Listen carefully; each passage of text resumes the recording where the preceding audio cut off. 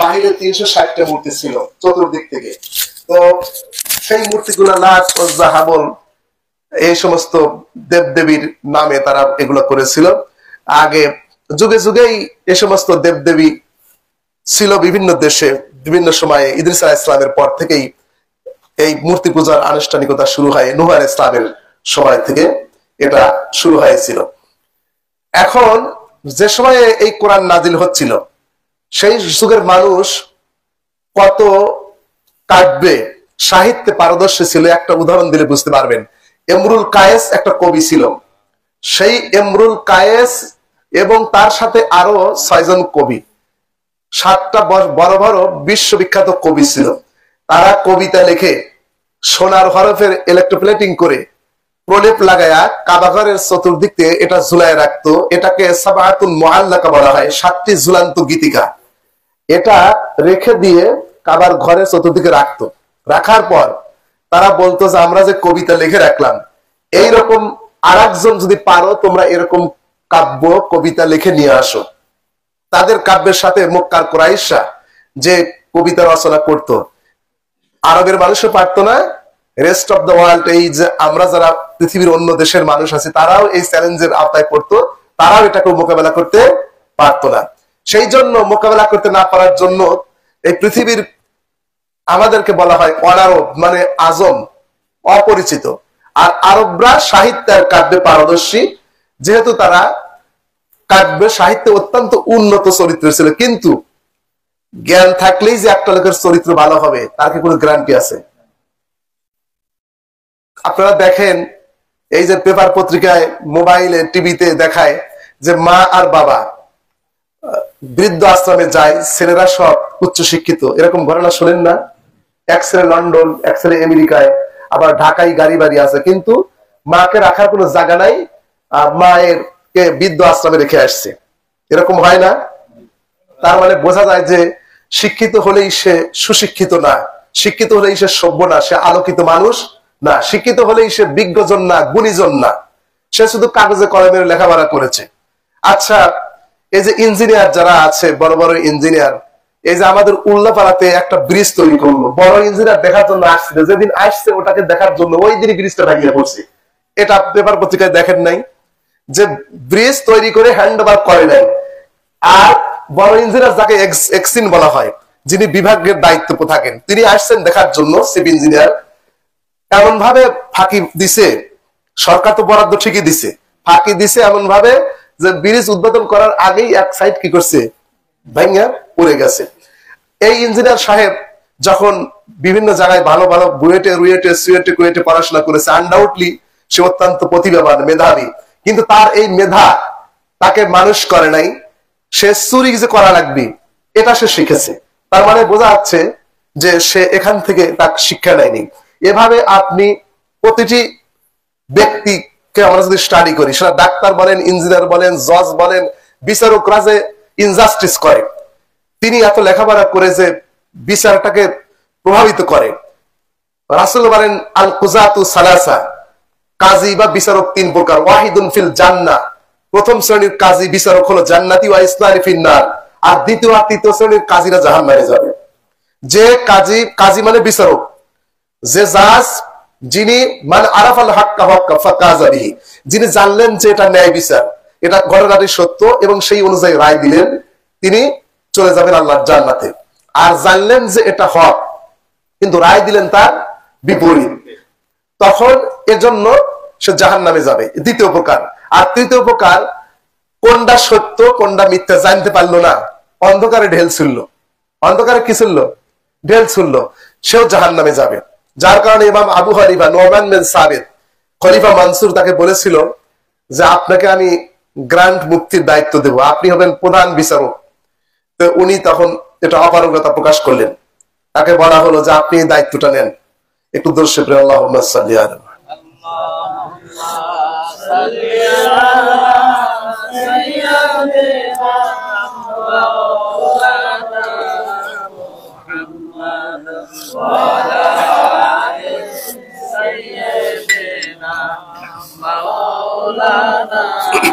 لا إله إلا الله লা ইলাহা লা ইলাহা ইল্লাল্লাহু মুহাম্মাদুর রাসূলুল্লাহ সাল্লাল্লাহু আলাইহি ওয়াসাল্লাম।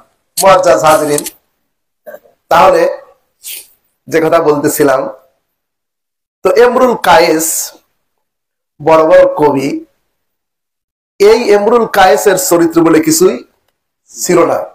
তো ইমরুল কায়েসকে ধরে নিয়ে গেছে, তার প্রেমিকা ছিল ওনাইজা। সে ওনাইজার কাপড় নিয়ে সে দূরে সরে গেছে, তাকে নাজেহাল করেছে। এটা তার ভাইরা জানার পরে ইমরুল কায়েসকে ধরে নিয়ে গেছে হত্যা করার জন্য। তো ইমরুল কায়েস বললো, আমাকে তো হত্যা করবে, করো, অসুবিধা নাই, তবে আমার দুটি যুবতী কন্যা আছে, আমাকে হত্যা করার পর আমার কন্যা দুটিকে বলবা, ইয়া বানাতে ইমরুল কায়েস ইন্না আবাকুমা, হে ইমরুল কায়েসের কন্যারা, নিশ্চয়ই তোমাদের পিতা। তো আরবের মানুষের মধ্যে তো দোষ ছিল বেশি, তাদের মধ্যে 7টো দুর্লভ গুণ ছিল। তার মধ্যে ওয়াদা করলে তারা জীবন দিয়ে সেই ওয়াদা রক্ষা করত। আর গোষ্ঠীর মানুষ, আমরা কই গোষ্ঠী, তখন ওটাকে বলা হতো গোত্র, ট্রাইবাল ছিল। শেখ গোষ্ঠীর প্রতি, গোষ্ঠীর কাউকে অপমান করছে, ওটার রক্তের বদলা সে রক্ত দিয়ে নিত, তারা অন্য কিছু বুঝতো না। ঐতিহাসিকগণ বলেছেন 3W, ওয়ার মানে যুদ্ধ, ওয়াইন মানে মদ, ওমেন মানে নারী, তারা 3টা জিনিস ছাড়া কিছুই বুঝতো না। তো সেই যুগে ইমরুল কায়েসকে বলে, ঠিক আছে, এই কথা তো সমস্যা নাই, আমরা তোমার কন্যাকে বলবো। তাকে হত্যা করার পরে তার মেয়েদের বলছে, হে ইমরুল কায়েসের মেয়েরা, নিশ্চয়ই তোমাদের পিতা, ওই যে কথাটা শিখাই দিছে ওইটা। তো তার কন্যারা বলল, তোমরা কে আসো, এই দুজন যুবককে তোমরা বেঁধে ফেলো। তো 2টা যুবককে তার গোত্রলোক আটকে ফেললো। তখন যুবক দুটি বলতেছে যে, আমাদের কেন তোমরা আটকাচ্ছ, আমাদের অপরাধ কি? কোন অপরাধ হলো তোমরা আমাদের পিতাকে হত্যা করেছো। ইমরুল কায়েসের 2টা কন্যা বলতেছে, কি তার প্রমাণ কি? কোন প্রমাণ হলো আমার পিতার অব্যক্ত এই বাক্যটি, আমার পিতা যে বলেছে বানায়াতি ইমরুল কায়েস ইন্না আবাকুমা, হে ইমরুল কায়েসের মেয়েরা, নিশ্চয়ই তোমাদের পিতা।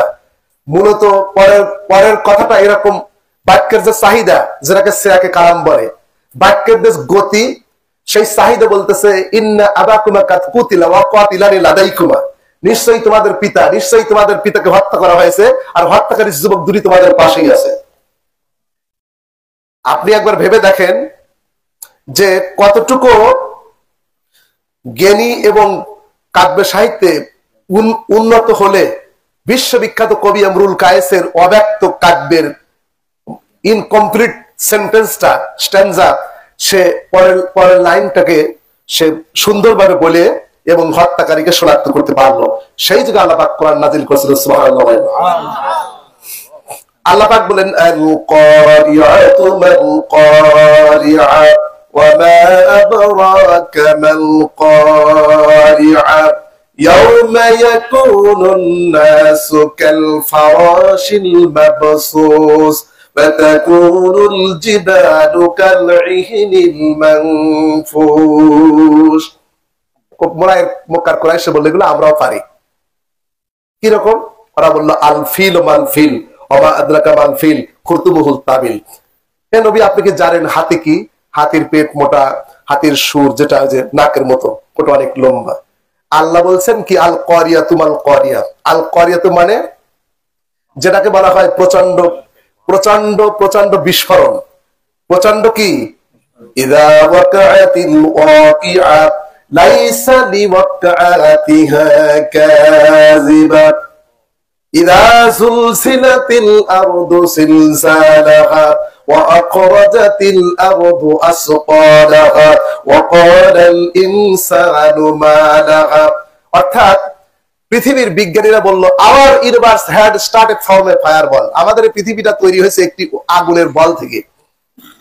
দুনিয়ার বিজ্ঞানীরা বলল, তার কসমোলজি ব্যাখ্যা করতে গিয়ে বললো যে পৃথিবীর সৃষ্টি হয়েছে, এই পৃথিবী আগে ছিল একটা ফুটবল। কি ছিল? অনেক বড়।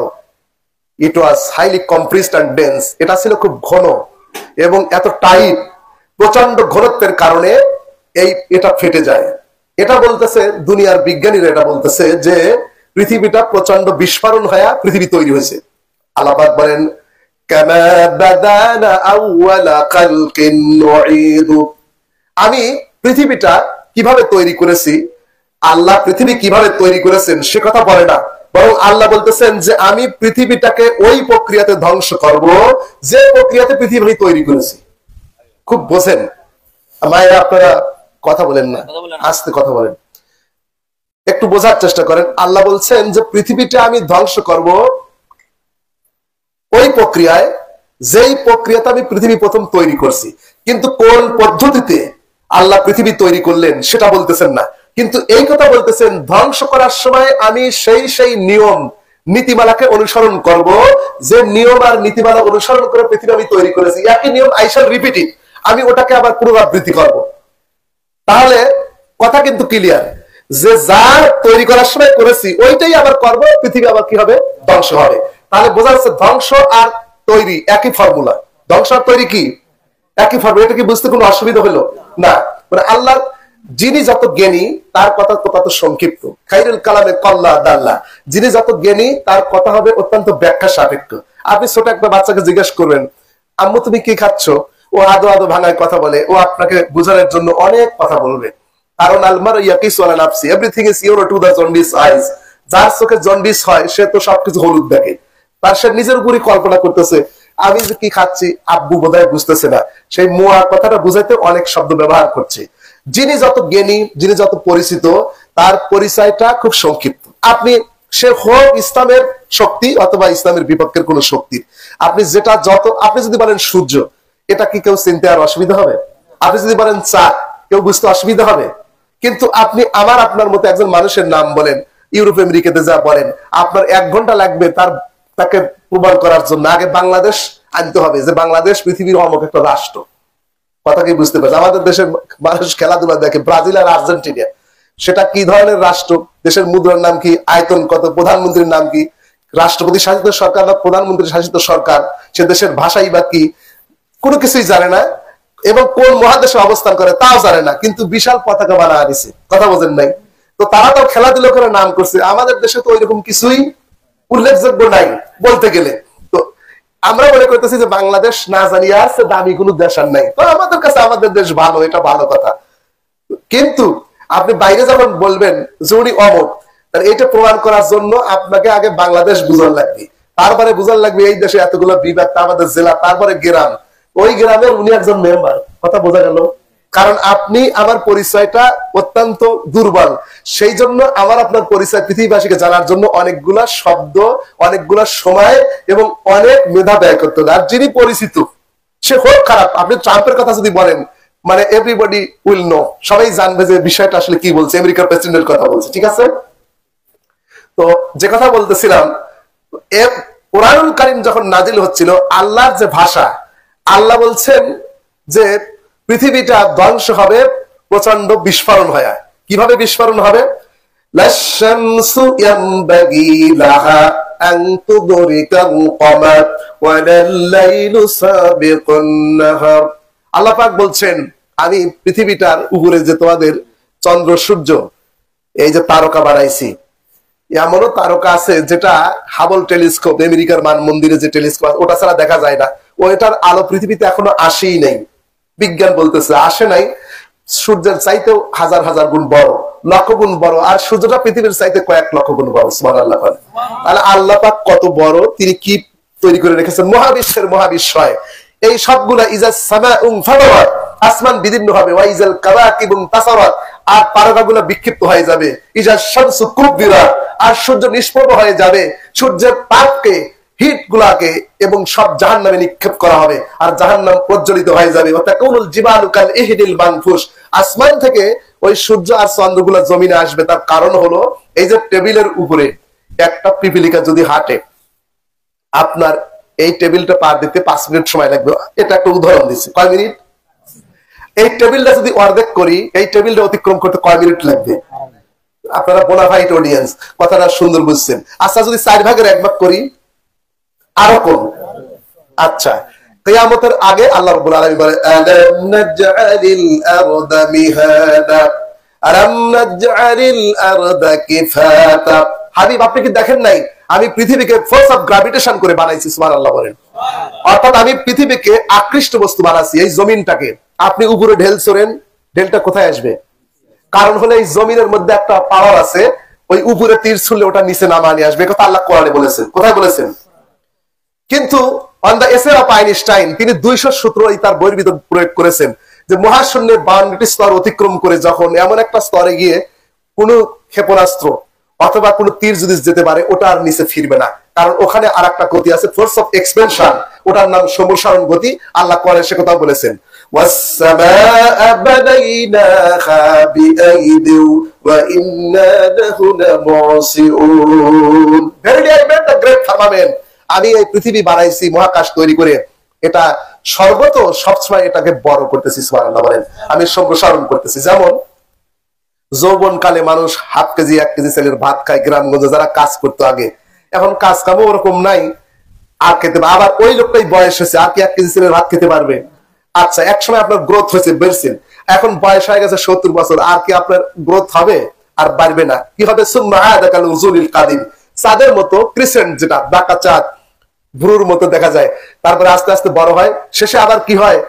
আবার আগের মতোই হয়।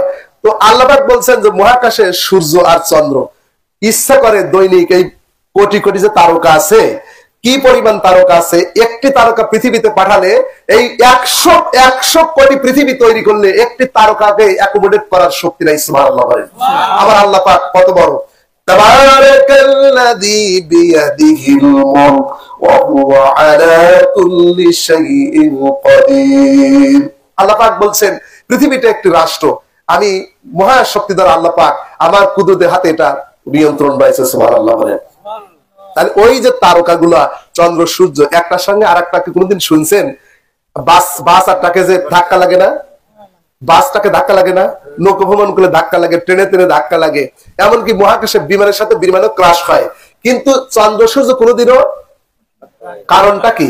একটার সাথে আরেকটা এরকম জোড়া লাগতে চায়, কাছাকাছি যেতে চায়, কিন্তু একটা শক্তি আছে, সেই শক্তি টান দিয়ে দূরে সরায় দেয়। যেই শক্তি আল্লাহ কোরআনে বলেছেন যে মহাকাশে আমি একটা শক্তি বানায় রাখছি, এটা প্রতিনিয়ত তার গতিকে বৃদ্ধি করতেছে, যত কাছে যেতে চায় যে গতিতে, তার চেয়ে বেশি গতিতে আল্লাহ দূরে সরায় দেয়।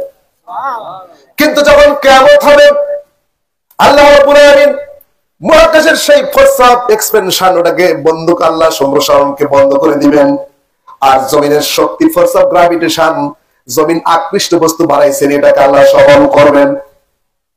সেই কারণে পৃথিবী যখন সম্প্রসারণ বন্ধ হয়ে যাবে, রাসূলুল্লাহ বলেন কিয়ামতের আগে সময়ের বরকত কমে যাবে। তাকুর সানাতু কাশহারি, 1 বছর হবে 1 মাসের সমান, 1 বছর হবে। ও তাকুরুল জুমআতু কাল ইয়াউমে, এবং 7 দিন, ইয়াকুর শাহরু কাল জুমআতে, আর 1 মাস হবে 1 সপ্তাহের সমান। ও তাকুরুল জুমআতু কাল ইয়াউমে, আর 1 সপ্তাহ হবে 1 দিনের সমান। কিভাবে হবে? আসমান যেহেতু আল্লাহ বড় করতেছে না, কি করতেছে না, সূর্য উঠতেছে আর ডুবতেছে, টেবিল অর্ধেক করলে ওই পিপিলিকা যেমন 2.5 মিনিটে যাতায়াত করতেছে 5 মিনিটের কাছে, আল্লাহ ওই পৃথিবীর সম্প্রসারণ গতিকে যখন চাপা দিবে, সূর্য উঠবে আর ডুববে, সময় লাগবে কম। কথা বুঝতে পারছেন? যখন সময়টা কম লেগে যাবে, ওই তারকাগুলো, কনস্টেলেশন গুলো, মহাকাশের মধ্যে লক্ষ কোটি হেভেনলি বডিজ আছে, একটার সঙ্গে আর একটা ধাক্কা লেগে জমিয়ে পড়ে যাবে। ইজা দুক্কাতিল আরদু দাক্কা আল হাক্কাতু মাল হাক্কা, প্রচন্ড বিস্ফোরণ হবে, তেমন সংগঠিত হয়ে যাবে, সুবহানাল্লাহ। সেই সময়ের মধ্যে আল্লাহ রাব্বুল আলামিন যখন কোরআন নাযিল করতেছিলেন, কাফির মুশরিকরা বলল আল ফিল মাল ফিল, আমরাও পারি হাতি, কি নবী আপনি কি হাতি ছিলেন? হাতির পেট বড়। আল্লাহ কি এত সাধারণ কথা বলছে কোরআনে? হাতির পেট বড়, হাতির শুয়ারটা অনেক লম্বা, এই কথা, এত হালকা কথা আল্লাহ কোরআনে বলেন নাই। তো আল্লাহ বললেন যে এটার তো যদিও বাক্য মিলাইছে, কি মিলাইছে, কিন্তু অর্থের দিক থেকে খুব দুর্বল। আমি এমন সেন্টেন্স, এমন আয়াত পাঠাবো যেটার অনুরূপ কোন আয়াত ওরা তৈরি করতেই।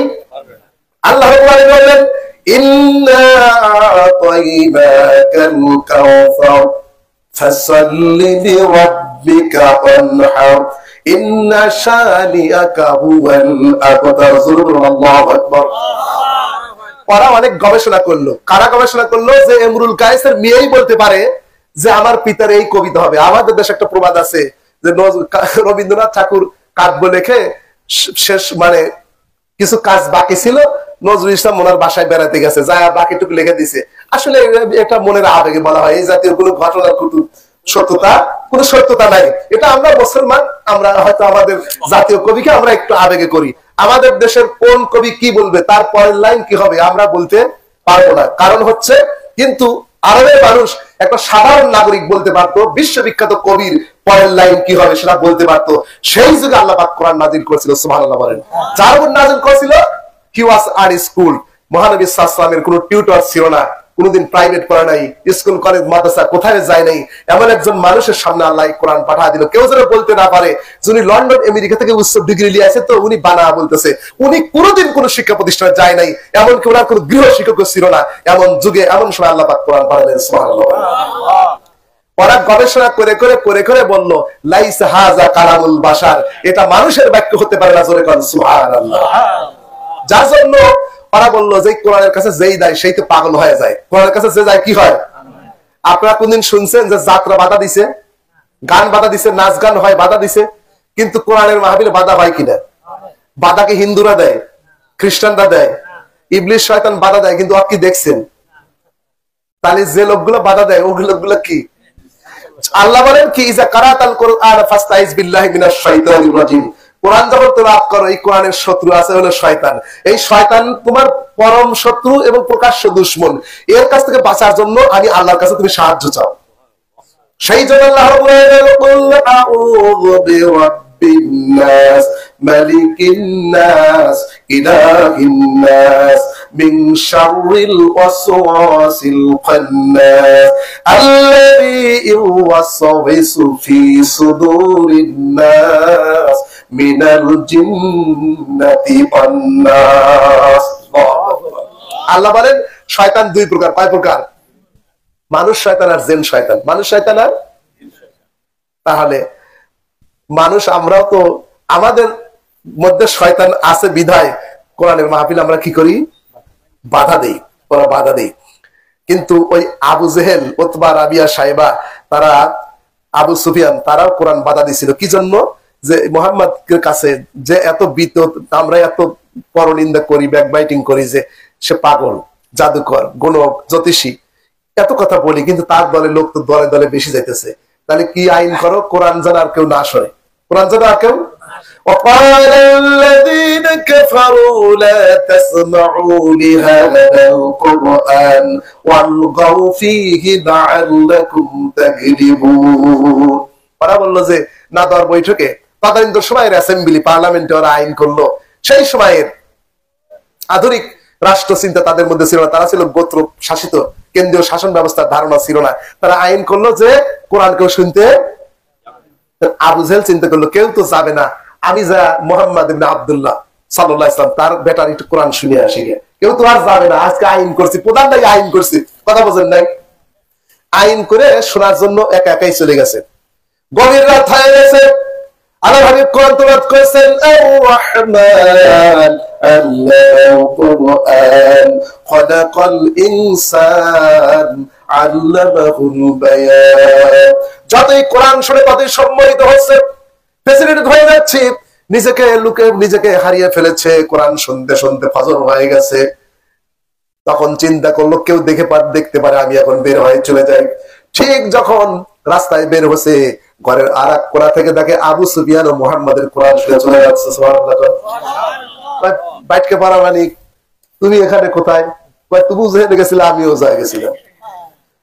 চারজন চার কোনায়, চারজনের সাথে দেখা, কোন যা ঘটনা হয়েছে আমরাই আইন করছি যে কেউ যাওয়া যাবে না, আর কেউ শুনতে।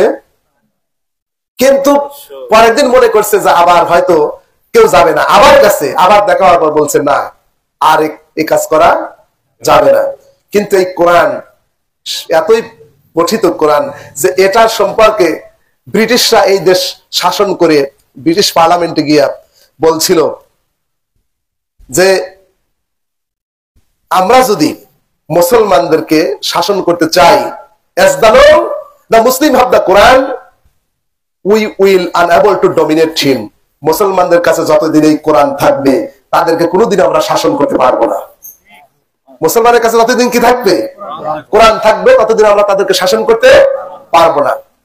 যার জন্য ডক্টর মরিস বোকাইল, তিনি Bible, old testament, Tripitaka Ramayana Mahabharata gospel study করে করে দেখলেন আগে 100 বছর আগের লেখার সঙ্গে 50 বছর পরের লেখার মিল নেই, 500 বছর আগের বইয়ের সাথে 500 বছর পরের বইয়ের। চিন্তা করলেন সবই তো দেখলাম, ভেতর আল্লাহর কোরআন কি আছে?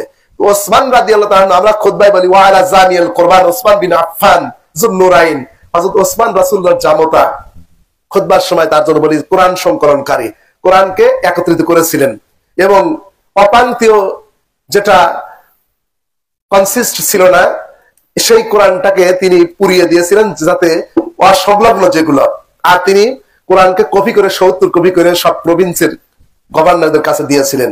তো ওই কোরআন উনি খুঁজে খুঁজে বের করার চেষ্টা করতেছেন। এই কোরআন কারীম খুঁজে খুঁজে তিনি পেয়ে গেলেন। ওসমান রাদিয়াল্লাহু তাআলা আনহুকে যখন কুফা আর বসরা থেকে মিশর থেকে 700 বিদ্রোহী তাকে ঘেরাও করলো, তার বাড়িঘরকে ঘেরাও করে রাখলো, তাকে জুমার নামাজ পড়তে যাবে সে সুযোগ দেওয়া হওয়া, 2 সপ্তাহ বন্দী থাকলেন। হাসান আর হোসাইনকে হযরত আলী বললেন খলিফাকে রক্ষা করতে হবে, তোমরা যাও। একদিকে তার খালু হয় হাসান হোসাইনের, আর একদিকে মহান খলিফা। হাসান হোসাইন গেলেন ওসমান রাদিয়াল্লাহুকে পাহারা দেওয়ার জন্য, কিন্তু বিদ্রোহীরা ওই যে মারওয়ান একজন মন্ত্রী ছিল, এই মারওয়ানের কারসাজির কারণে তারা এমন একটা চিঠি তারা পেল যেখানে ওসমানের সাক্ষ্যকে জাল তারা করেছিল, বললো আজই হত্যা করব। লেখছে যে পত্রবাহক যখন পৌঁছে যাবে এদেরকে হত্যা করবে, মূলত তিনি এটা লেখেন নাই। ওর মারওয়ান হচ্ছে মন্ত্রী বিগড়ে লেগেই তো মরে, কথা বোঝেন নাই? সত্য না মিথ্যা জানি না, আমার দেশের একজন এক্সাইলমেন্ট ব্যানিশমেন্ট অবস্থায় আছেন, হু ওয়াজ এক্সপেলড ফ্রম আওয়ার কান্ট্রি। তিনি তাকে জিজ্ঞাসা, বিবিসির সাথে সাক্ষাৎকার দিছে যে আয়না ঘর বানাছিলেন কেন? সত্য না মিথ্যা জানি না। তো যদি এর দ্বারা প্রমাণ করতে চাচ্ছি যে অনেক ঘটনা আসলে অনেক সময় প্রধানরা অনেক কিছু হয়তো জানে না, তার চেলাফেলা অনেক কিছু করে ফেলা দেয়, হতে পারে, অথবা জানলেও তিনি সত্যকে বলার যে মোরাল কারেজ তার সেটা নাই, সেটা থেকে নিজকে রক্ষা করার জন্য বলছেন। তো ইয়াউমা তুবলা সারাইর فمن يعمل مثقال ذرة خيرا يره ومن يعمل مثقال ذرة شرا يره। সামান্য পরিমাণ যদি খারাপ কথা আপনি বলেন, মা ইয়ালফিযু মিন কাওলিন ইল্লা লাদাইহি রাকিব। কোরআন তেলাওয়াত করতেছিলেন রাত্রি বেলায়, আর ওনাকে যখন হত্যা করার জন্য বিদ্রোহীরা ঘরে ঢুকলো, ঘরে ঢোকার পরে তার স্ত্রীর নাম নাইলা, স্বামীকে রক্ষা করার জন্য তার স্ত্রী নাইলা হাত দিয়ে ঠেকাইছে, হাতের আঙ্গুল পড়ছে ওই কোরআনের অক্ষরের উপরে। সেই কোরআন তাজিকিস্তানের উজবেকিস্তানের তিনি মিউজিয়ামের ভিতর পেলেন, সেই 1400 বছর আগের কোরআন আর বর্তমান যুগের 1400 বছর। তিনি একজন দার্শনিক, তিনি একজন ডাক্তার, তিনি বুঝতে পারলেন যে একমাত্র অথেন্টিক ধর্ম হচ্ছে ইসলাম। জোরে কোন সুবহানাল্লাহ। আল্লাহ বলেন লা রাইবা ফি, এর মধ্যে কোনো সন্দেহ নাই। সন্দেহ নাই মানে কি? এর মধ্যে আল্লাহর কথায় সন্দেহ নাই, মূলত কথা এটা না, এর মধ্যে কোনো কিছু ঢুকানোর কারণ কোনো সুযোগ নাই, পারবে না। যারাই কোরআনকে ভুল ধরতে এসেছে তারা কোরআনের কাছে আত্মসমর্পণ করেছে। সুবহানাল্লাহ। আজকের বিজ্ঞান পৃথিবীকে যদি আরো 10,000 বছর আয়ু দেওয়া হয়, বিজ্ঞান গবেষণা করবে, আল্লাহর কুদরতের 10,000 কোটি ভাগের 1 ভাগও জানা শেষ হবে না। কারণ যেই সমস্ত তারকাগুলা যার আলোয় পৃথিবীতে আসে নাই, যার গবেষণাই এখন মানুষ করতে পারে নাই, 7ম আসমান আল্লাহ বানাইছে। কয় আসমান? প্রথম আসমানের বৈজ্ঞানিক নামটা পৃথিবীর মানুষ জানে না। আপনি খুব বোঝার চেষ্টা করেন। প্রথম আসমানের একটা সায়েন্টিফিক নাম আছে না, যেমন পানির বৈজ্ঞানিক নাম আছে, আপনার ফলের বৈজ্ঞানিক নাম আছে, আপনার টমেটোর বৈজ্ঞানিক নাম আছে, কিন্তু প্রথম আসমানের যে সায়েন্টিফিক নাম, এই নমিনক্লেচারটাই তারা আবিষ্কার করতে পারে নাই। আরো 7 আসমান আছে না নাই? আর প্রথম আসমান আল্লাহ কি দিয়ে তৈরি করলেন? কেন লক্ষ কোটি বছর হচ্ছে এটা ধ্বংস হচ্ছে না? এই প্রতিটি কথা গবেষণা করার জন্য আরো 10,000 বছর যদি আয়ু পায়, আল্লাহর কোরআন গবেষণা শেষ হবে না। জোরে কোন সুবহানাল্লাহ। সম্মানিত হাজিরিন, সেই যুগে আল্লাহ কোরআন নাজিল করছিল, যেই যুগে আল্লাহ পাক এই কোরআন নাজিল করতেছিল, তাহলে দেখলেন যে এই কোরআনের মতো একমাত্র ধর্ম, একমাত্র ধর্মগ্রন্থ যেটা আল্লাহর পক্ষ থেকে আসছে, এখানে কারোর কিছু ঢুকানোর কোন সুযোগ। আল কোরআন হুয়া কিতাবুল্লাহ আল মুনাজ্জালু আলা রাসূল আল মাকতুব ফিল মাসাহিবে নাকলান মুতাওয়াতিরান মানকুরান নাকলান মুতাওয়াতিরান বিলা শুবহাতিন। এখানে কোরআনটা আসছে আল্লাহর পক্ষ থেকে, যেটা লৌহে মাহফুজে লেখা আছে, যেটা রাসূলের উপর নাযিল করা হয়েছে ধারাবাহিকভাবে 23 বছর, এবং সেটাকে একজন নকল করেছে সাহাবায়ে কেরাম। কিভাবে? যে আল্লাহর কাছ থেকে এসেছে জিবরাইলের কাছে, জিবরাইল রাসূলের উপর তেলাওয়াত করেছে, যেখানে সন্দেহের কোনো অবকাশ নাই। এই কোরআনুল কারীমের মধ্যে আল্লাহ বলেন, দুনিয়ার মানুষ তোমরা যদি কামিয়াব হতে চাও তোমাদের মাত্র তিনটা কাজ করতে হবে। কয়টা? আল্লাযীনা ইউমিনুনা বিল গায়ব, অদৃশ্যের উপর ঈমান আনতে হবে। কিসের উপর? আল্লাহকে দেখেছি, আল্লাহর উপর ঈমান আনতে হবে। আমরা কবরের আযাব কি দেখছি? জাহান্নাম দেখছি? জাহান্নাম দেখছি? আচ্ছা খেয়াল করেন, ফেরেশতাকে দেখছি? এগুলোর উপর আমরা ঈমান আনছি কিনা? আমাদের আমলের একটু দুর্বলতা থাকতেই পারে, কিন্তু এক আল্লাহকে তো আমরা মানি। বরং সবাই আল্লাহু আহাদ আল্লাহুস সামাদ লাম ইয়ালিদ ওয়া লাম ইউলাদ ওয়া লাম ইয়াকুল লাহু কুফুয়ান আহাদ। আল্লাহু আকবার। তাহলে আল্লাহর উপর যদি ঈমানের ব্যাখ্যা করতে যাই, তাহলে আল্লাহর উপর কি ব্যাখ্যা করব? আল্লাহর শক্তি আছে, আল্লাহর আছে ক্ষমতা, আল্লাহর আছে কি? আল্লাহর আছে শ্রবণ শক্তি, আল্লাহর আছে দেখার শক্তি, আল্লাহ রিজিক দাতা, আল্লাহ আইন দাতা, আল্লাহ বিধান দাতা।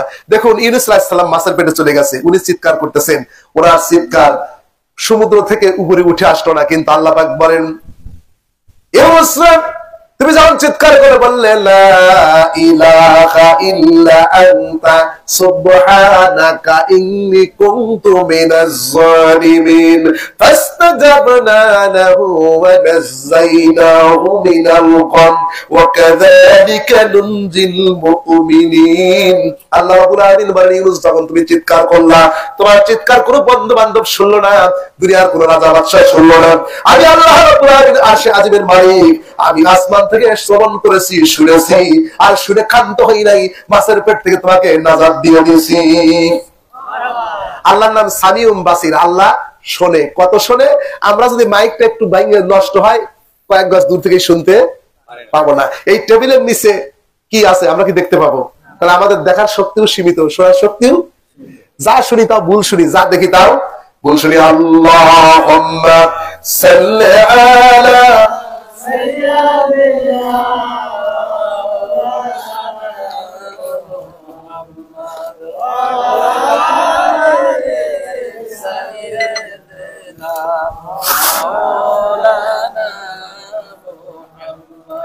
সাল্লাল্লাহু। আল্লাহ পাক তাহলে এটা যে আল্লাহ যে শোনেন, এই তার এই এটা হচ্ছে তার ক্ষমতা, এটা কি? এটা হলো তার সিফত, এটা তার কি? বৈশিষ্ট্য, অ্যাডজেক্টিভ যাকে বলে, বিশেষণ। এটার উপর ঈমান আনতে হবে। আল্লাহর শক্তি কত এবার দেখেন, আল্লাহর পয়গম্বর ইব্রাহিম আলাইহিস সালামকে যখন আগুনে ফেলে দিচ্ছেন, ইব্রাহিম নবীর আব্বা আম্মাও আগুনের রশি ধরছে, বেটা ফালা দিবে, কারণ বেটা মূর্তির বিরুদ্ধে কথা বলে। কিসের বিরুদ্ধে কথা কয়? আমাদের দেশের এক শ্রেণীর মানুষ মূর্তি ভালোবাসে, আছে না নাই? হিন্দুরা মূর্তি কোলে করে নিয়ে বেসনাইলে ঘুম আসুক, আমার কোনো আপত্তি নেই, কিন্তু মুসলমান যদি মূর্তির কাছে যায়, কোন মূর্তি এখানে আছে, এখানে জুতো পায় দেওয়া যাবে। এবার রবীন্দ্রনাথ মার্কা আদম আলামন মুসলমান আছে না নাই? বাইতের বাড়া নাই, আমার উত্তরে আছে, কথা কন না কেন?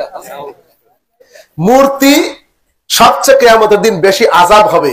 মা আয়েশা বলেন, যারা মূর্তি বানাবে, আল্লাহ বলবেন মূর্তির ভিতর রূহ দাও, পারবে কেউ? জাহান্নামের দিকে টেনে নেওয়া হবে, মূর্তিকে বলা হবে তুমি রূহ দাও, জান দাও, দিতে পারবে না, জাহান্নামের দিকে টেনে নেওয়া হবে। আর এটাকে জাহান্নামের ওয়াকুদুহান নাস ওয়াল হিজারা, মূর্তিগুলাকে, পাথরের মূর্তিগুলাকে জাহান্নামের খড়ি বানানো হবে। কি বানানো হবে?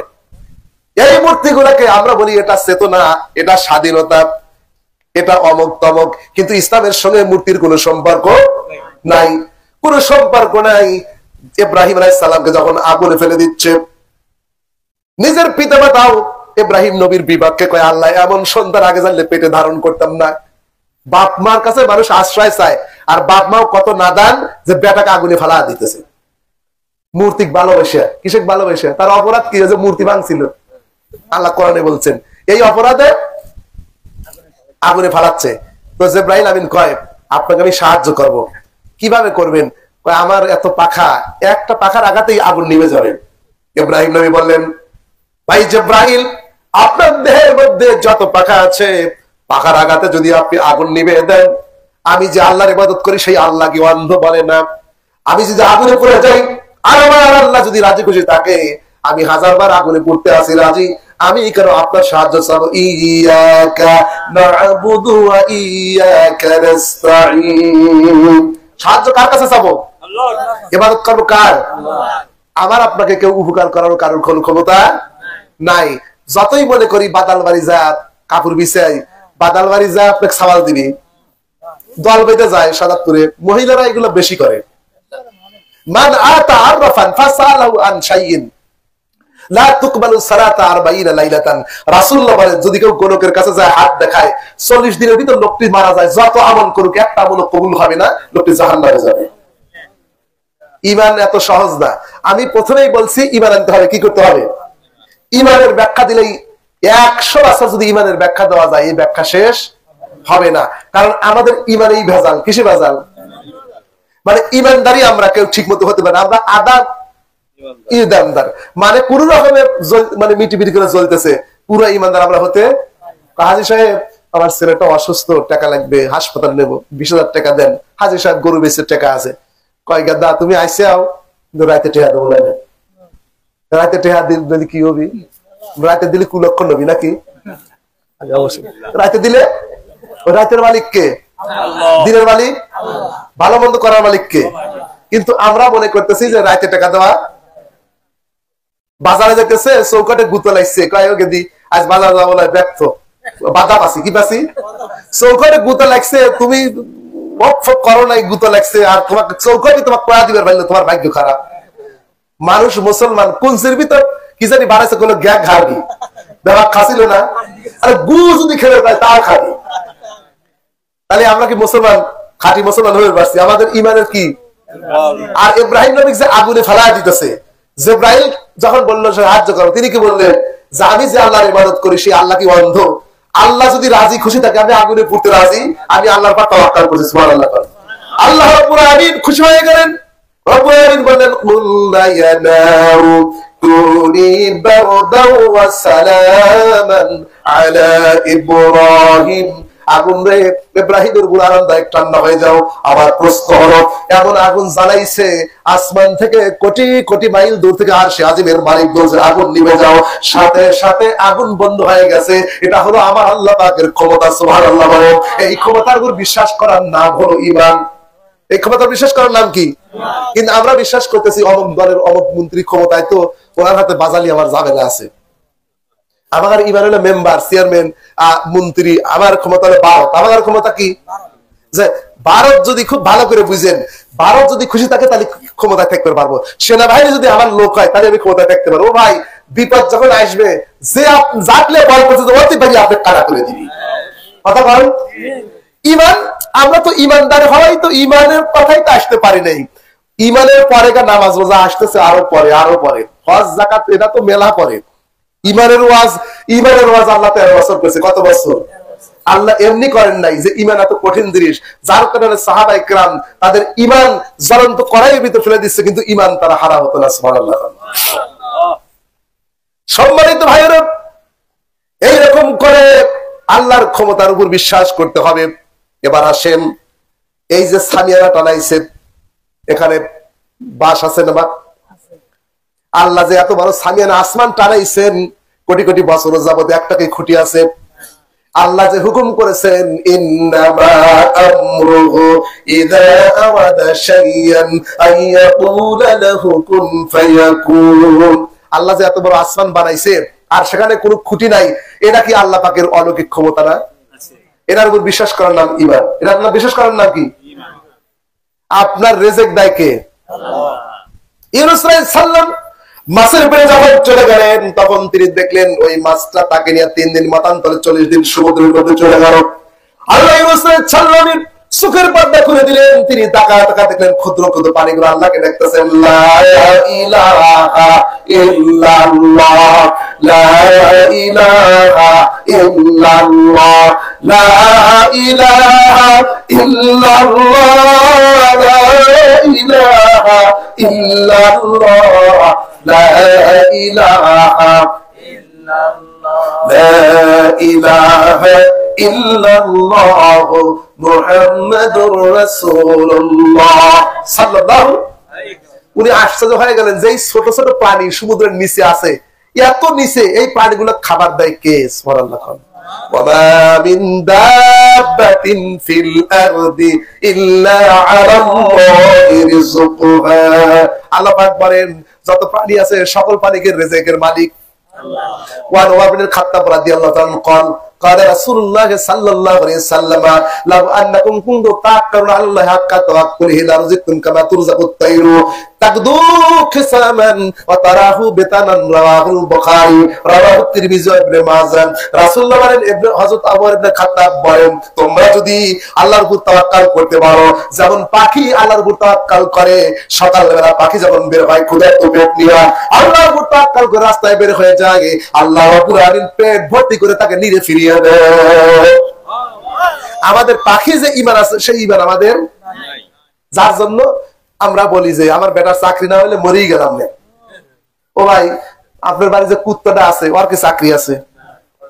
হ্যাঁ, আমার অমক পীরের মুড়ি দেওয়ার পর আমার রেজেক বাড়ছে, পীর পীর পীর দিবি তোমাকে রেজেক, তাহলে পশু পাখি কি মুড়ি দিয়েছি কন্ত? অর্থাৎ ঈমানটা হারাম। আমরা আমার আলোচনার বিষয়বস্তু হচ্ছে যে ঈমান কি জিনিস এটা আগে বোঝা লাগবে। কথা বুঝতে পারছেন? কথায় কথায় আমাদের ঈমান চলে যাচ্ছে। এই জন্য জাদ্দুদু ঈমানাকুম, নবী বলেন ঈমানকে রিনিউ করো, বেশি করে ঝালাই করো। সুবহানাল্লাহ। আল্লাহ হাবিব বলেন মান কানা আখিরু কালামি লা ইলাহা ইল্লাল্লাহ দাখালাল জান্নাহ।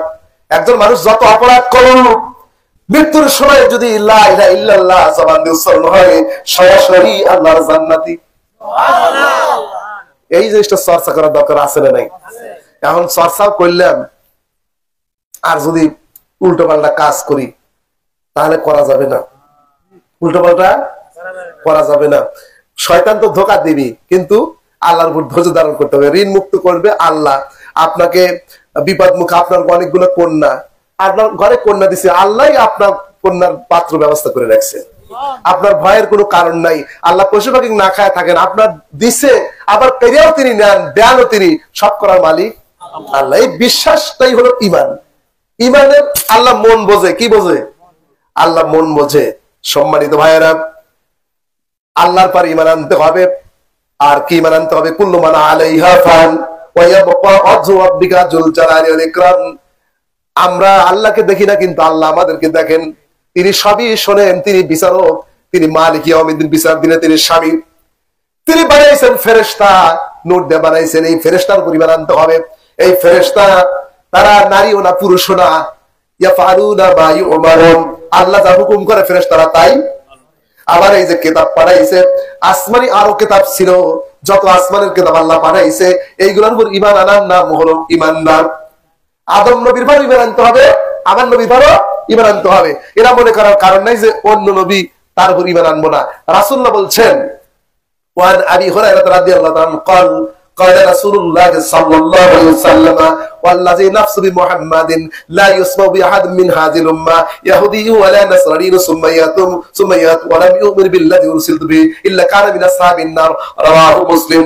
রাসূলুল্লাহ বলেন আমার উম্মতের মধ্যে, পৃথিবীর মধ্যে আমি যখন নবী হয়ে আসলাম, আমার পৃথিবীতে আসার পরে ইহুদি খ্রিস্টান হিন্দু বৌদ্ধ নাসারা যে ধর্মের হোক না কেন, আমি নবীর উপর যে ঈমান না আনে, আর যদি বলে আমি মুসা নবীর উম্মত, আমি ঈসা নবীর উম্মত, আর যদি মৃত্যুবরণ করে, রাসূলুল্লাহ বলেন লোকটা জাহান্নামে যাবে। ওই যে ইহুদিরা বলে যে আমরা ঈসা নবী আর মুসা নবীর উম্মত। কিন্তু আপনি বোঝেন যখন যে সরকার আসে সেই সরকারের যে আইন মানা লাগবে না। আপনার ইউনিয়নের চেয়ারম্যান 30-50, যেমন আব্দুল ফলির চেয়ারম্যান আসিল না, ওরা দেখছেন, যারা বয়স্ক লোক দেখছেন না, ওদের সুন্দর মানুষ দেখাই যায় না। আমার মাদ্রাসায় যা বসে থাকছে, আমি আব্বা বললাম আব্বা ইনি কি এই সাইফুদ্দিন হে মরানা কি ইনি কয় বাপুরে সাইফুদ্দিন হে মরানা আরো সুন্দর, তাকে একবার দেখলে কেউ চোখ ফিরাতে না। সুবহানাল্লাহ। তবে ওনাকে দেখছি, আচ্ছা উনি অনেক ভালো একজন লোক আছিল। এখন কেউ যদি কয় যে আব্দুল ফলির যে চেয়ারম্যান আছিল ওইটাই মানি, এখন ওই যে রানা চেয়ারম্যানকে মানি না, জুনুকে মানি না, ওনার যে চারিত্রিক সার্টিফিকেট দেয় আপনার ছেলে বিয়ের সময় অথবা যে কোনো একটা কাজে লাগে না, ওটা জমি রেজিস্ট্রি করার সময় ইউনিয়ন পরিষদের লাগে না। আপনি যদি কয় যে না ওই যে আগে যে আসিল হেইটা মানি, এগুলো মানি না, তাহলে কি কাম হবি?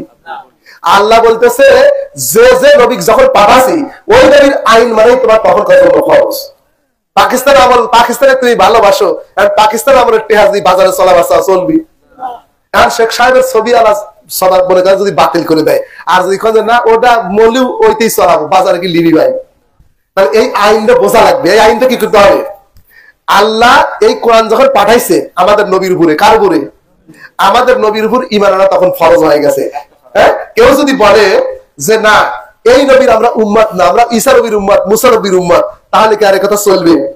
এই জন্য নবী বলছেন যে আমার উপর যদি ঈমান না এনেকে মৃত্যুবরণ করে, সে যে ধর্মের অনুসারী হোক না কেন, সে জাহান্নামে যাবে। জোরে কর নাউযুবিল্লাহ। তাহলে ঈমান আনতে হবে আল্লাহর উপর, কার উপর? আর ঈমান আনতে হবে নবী রাসূলদের উপরে, যত নবী আছে। আর ঈমান আনতে হবে আসমানি কিতাবের উপর, ঈমান আনতে হবে ফেরেশতাদের উপর, আর তাকদীরের উপর। কিসের উপর?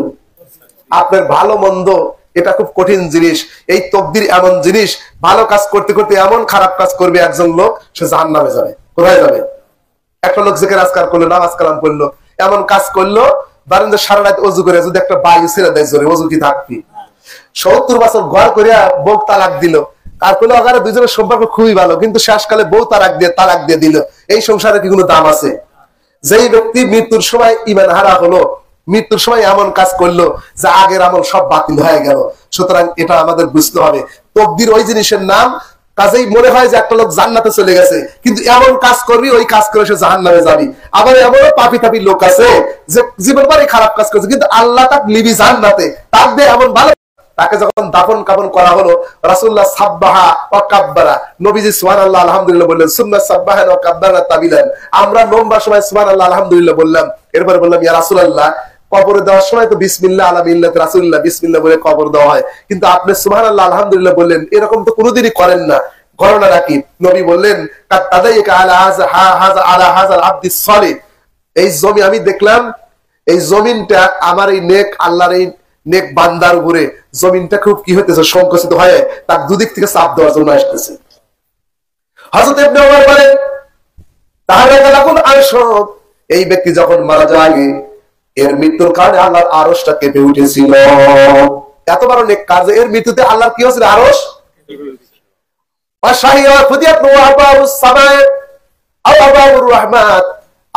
আসমানের দরজা খুলে দিয়েছিল। আর আল্লাহ 70,000 ফেরেশতা তার জানাজায় হাজির করে দিয়েছিল। কত হাজার ফেরেশতা?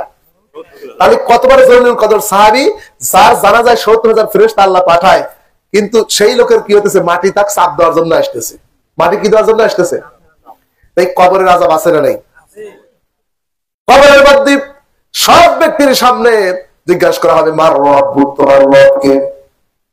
আল্লাহ বলেন আলহামদুলিল্লাহি রাব্বিল আলামিন। পাঁচ ওয়াক্ত নামাজের সূরা ফাতিহা আছে না নাই? নফল নামাজ, যত নামাজ, এমনকি জানাজার নামাজেও সূরা ফাতিহা আছে। এটি সহিহ হাদিস দ্বারা প্রমাণিত। জানাজার নামাজও কি আছে?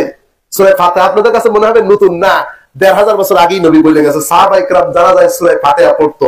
সুতরাং লা সালাতা ইল্লা বিফাতিহাতিল কিতাব, এমন কোন নামাজ নাই যেই নামাজে সূরা ফাতিহা নাই। তাহলে এই সূরা ফাতিহার প্রথম শব্দ কি? আলহামদুলিল্লাহি রাব্বিল আলামিন। আর আল্লাহ পাকের ফেরেশতারা বলবে মার রব্বুক, তোমার রবকে। এই রবের কথা যেন ভুলে না যাই, আল্লাহ দিনের ভিতর সবাই করে কইতেছে আলহামদুলিল্লাহি রাব্বিল আলামিন। সুবহানাল্লাহ। আল্লাহ রাব্বুল আলামিন বলেন ইন্নাল্লাযীনা ক্বালু রাব্বুনাল্লাহ, এই কথা খুব অবিচল থাকে। ঝড় আসবে, তুফান আসবে, কিন্তু রবকে ভুলে যাবে। ছেলের বিপদ হবে, স্ত্রীর বিপদ হবে, নিজের চাকরি চলে যেতে পারে, জানো যেতে পারে, কিন্তু আল্লাহকে যদি না বলে, আমার জীবনের বিনিময়ে আমি আল্লাহকে বলবো না। আল্লাহ বলবো, আল্লাহ কি? ইমানদারকে বিধর্মীরা ইমান নষ্ট করার জন্য মদ দেয়, শুকরের গোশত দেয়, নারী দেয়, অর্থ দেয়, সব দেয়, কিন্তু ইমানদার ব্যক্তির ইমান নষ্ট করতে পারে না। সুবহানাল্লাহ। ওই যে হামাসের যোদ্ধাদেরকে কত ইহুদি মেয়েরা সুন্দর সুন্দর মেয়ে দিছে, তাদের মদ দিছে, অর্থ দিছে, তারা না খায় গুহার ভিতর থাকছে, কিন্তু ইমান নষ্ট। তাদের আল্লাহ এমন ইমান দিছে যে সারা পৃথিবীর এত সুয়ার পাওয়ার ইসরাইল, তাদের সাথে সামনাসামনি যখন যুদ্ধে যায় তখন টিকতে পারে না। ওই উপর থেকে খালি বোমা মেরে খালি বিল্ডিং ধ্বংস করতেছে, কিন্তু সামনাসামনি যুদ্ধ করে পারে না, কারণ এদের আছে কি? ইমানের বল। কিসের বল? তাহলে ইমানটা সবচেয়ে দামি। ইমানটা কি? আল্লাহর কোন বান্দা যদি বলে আল্লাহ আমার রব, এটা যদি বলে, দুনিয়ায় যদি কেউ বলতে পারে, মরার সময় আল্লাহ বলে বান্দা আমি তোমাকে ছেড়ে যাবো না। শয়তান তোমার ডান দিকে এসে বলবে আমি তোমার মা, আবার বাম দিকে এসে বলবে আমি তোমার বাবা। আমি ইহুদি হয়ে মারা গেছি, খ্রিস্টান হয়ে মারা গেছি, তুমি ইহুদি অথবা খ্রিস্টান হয়। দুর্বল সময় শয়তান চিন্তা করবে যে এই সময় যদি ঈমান হারা করতে পারি, আমার সারা জীবনের মিশন সফল। এই জন্য প্রত্যেক ঈমানদার ব্যক্তির সামনেই আসবে, শয়তান এসে হাজির হবে। এরপরে লোকটা যখন শ্বাস প্রশ্বাস বন্ধ হয়ে যাবে, হার্টবিট বেড়ে যাবে, রক্তের মধ্যে চলাচল ঘন ঘন করবে, কষ্ট হবে।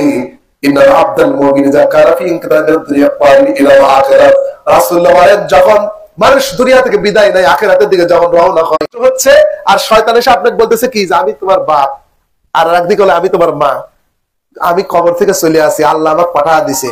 বাবা মৌলবীরা যা কইছে ইসলাম ধর্ম মিথ্যা, মরার সময় ইহুদি হয় মরছিলাম, কবরে শান্তি আছে, তুমি ইহুদি হও, আর মা কবে তুমি খ্রিস্টান হও, আর মৃত্যুর যন্ত্রণা শুরু হয়ে যাবে। এই সময় শয়তান হাজির হয়ে যাবে। আল্লাহ হাবিব বলে ফেরেশতা যখন হাজির হয়ে যাবে, ফেরেশতাদের মাদ্দাল বাসার হাতটা মাদ্দাল বাসার, চোখ দিয়ে লোকটা দেখতে থাকবে, যতদূর নজর যায় দেখবে আসলে সাদা কাপড় আনবে। এখন আগে অপারেশন করলে ইনজেকশন দিয়ে জ্ঞান হারাইতো, অ্যানেস্থেসিয়া করতো, এখন এক ধরনের কাপড় ব্যবহার করে, এক হাত দূর থেকে মুখের সামনে দেয়, রোগী অজ্ঞান হয়ে যায়। ফেরেশতা যখন যাত্রা শুরু হয়ে যাবে, ডান হাত বাম হাতের কাছে বিদায় নিবে, পানির ফেরেশতা বিদায় নিবে, রিজিকের ফেরেশতা বিদায় নিবে, এসে বান্দার মাথার পিছনে একবারে বসে পড়বে, বালিশের পিছনে মাথার পিছনে মালাকাল মউত আজরাইল চলে আসবে। আজরাইল এসে বলবি আইয়াতুহান নাফসুল মুতমাইন্নাহ উখরুজু ইলা রাব্বিকুম মিনাল মাগফিরাতি ওয়া রিদওয়ান। ওরে আল্লাহর বান্দা, রূহটা এরকম করে বের হয়ে যাবে যেন মায়ের কোলে দুধ পান করতেছে। সুবহানাল্লাহ। ওই ফেরেশতা যখন আসবে তখন খেয়াল করবে যে এতক্ষণ যে মা আর বাপের রূপ ধরছে, কিসের রূপ ধরছে? কিন্তু ফেরেশতা আসার সাথে সাথে ওই মা বাবার রূপ আর সে ধরতে পারবে না। তখন সে খেয়াল করে দেখতে পারে এটা আমার বাপও না, এটা আমার মাও না। শব্দ কবর থেকে বান্দা শুনতে পারে কবরের মধ্যে। এমন সময় ফেরেশতা ঢুকবে, মন করে নাকি ফেরেশতা ঢুকবে, ঢুকার পরে প্রথম তাকে বগলে হাতে ঝাঁক দিয়ে বলবে মার রব, কে তোমার রব, কে তোমার রব। বান্দাকে জবাব দেওয়া সত্য আল্লাহ পাক দিলেন ইউসাব্বিতুল্লাহুল্লাযিনা আমানু বিল কওলিস সাদিকিল হায়াতিদ দুনিয়া ওয়া ফিল আখিরাহ। জিজ্ঞাসা করছে ফেরেশতারা তোমার রব কে? কিতাবের ভিতর আছে, এটা কোরআন হাদিসের কথা না, কিন্তু এমনি কেসার মধ্যে আছে। তখন উনি তার বন্ধু স্বপ্ন দেখে বলতেছেন যে আল্লাহ আপনার সাথে কেমন ব্যবহার করছে? আল্লাহ আমাকে মাফ করে দিছে। মন কারণে কি অবস্থা হচ্ছে? আমাকে জিজ্ঞাসা করছে তোমার মার রব্বুক। আমি বললাম যে তোমরা যে আসছাও আসমান কম, আমার রাসূলুল্লাহকে কবরের সামনে হাজির করা হবে, আর বলা হবে এই মহামানবকে চেনো কিনা, তোমাদের মাঝেই তাকে এরকম পাঠানো হয়েছিল। যদি ঈমানদার হয় রাসূলুল্লাহ পরিচয় দিবেন, ইউরাদিল মুরাদি বিনাস সালাত সাদাকা আব্দি, আল্লাহ আসমান থেকে চিৎকার করে বলে ফেরেশতারা এরকম করে প্রশস্ত করে দাও। অন্য হাদিসের মধ্যে আছে যতদূর নজর যাবে ততদূর পর্যন্ত কবরটা প্রশস্ত হয়ে যাবে। কবরের আযাব দেখা যায় না, কিন্তু এটার উপর বিশ্বাস করতে হবে কিনা? কয়টা বোতল লেগে আমরা কি কথা বলি, কয় যে না শরীয়ত মানি না। দুধের ভিতরে এক ফোঁটা সোনা দিলে দুধটা কি ভালো থাকবে? আবু জেহেল কোরআন পড়ে না, দুই পাশার বিদ্যা করছে, কোরআন হাদিস কিছু পড়ে নাই, না পড়ে আহাম্মকের মতো এই কথা বলতেছে। আমাদের দেশে একজন ডক্টরেট বলছিল যে মুহাম্মদ সাল্লাল্লাহু আলাইহি ওয়াসাল্লাম হেরা গুহায় জীবন কাটা দিছে, ওনার আর কি জ্ঞান আছে? তখন তার ওস্তাদ ডক্টর মোহাম্মদ নবী দেশে কোন নবী বিশ্বাসই করে না, কথা কর না কে? কাজেই আবু জেহেলের নাম ছিল আবুল হেকাম, জ্ঞানের পিতা। ও যখন নবী কোন যে এই যে মুসা নবী লাঠি দিয়া এত কিছু দেখাইলো, ঈসা নবী কানাক ভালো করে দিল, মরা মানুষ তাজা করলো, সুলাইমান নবী আংটি দিয়ে এত কিছু দেখাইলো, তুমি বাইসতে বড় নবী বলে গপ্প লাগছে, তুমি এত বড় জাদু করেছো, তারপর আর কপাল পড়া, আর কি কপাল পড়া। সুতরাং ভাইরা আমার বন্ধুরা, ঈমান আনতে হবে। কি আনতে হবে? আর এরকম অদৃশ্য জিনিসের মৃত্যু কি দেখা যায়? আচ্ছা, আমরা শীত কি দেখতে পারি? কিন্তু শীতের চাদর গায়ে দিচ্ছেন না, মাফলার দিচ্ছেন না, গরমের সময় ফ্যান দেন না। আহম্মকের মতো কয় যা দেখি নাই দুই নয়নে বিশ্বাস করিবে কেমন, পায়খানার গন্ধ কি দেখা যায়? ওর সঙ্গে তার বানা দিয়ে ওকে আমি বড় করলাম, আর সেই বান্দা পৃথিবী দেশে আমাকে আমার অমান্য হয়। তাহলে ইমানদার ব্যক্তি যদি বলে আমি ইমান আনছি, তাহলে প্রথমেই তার একটা কাজ করা লাগবে। কি করা লাগবে?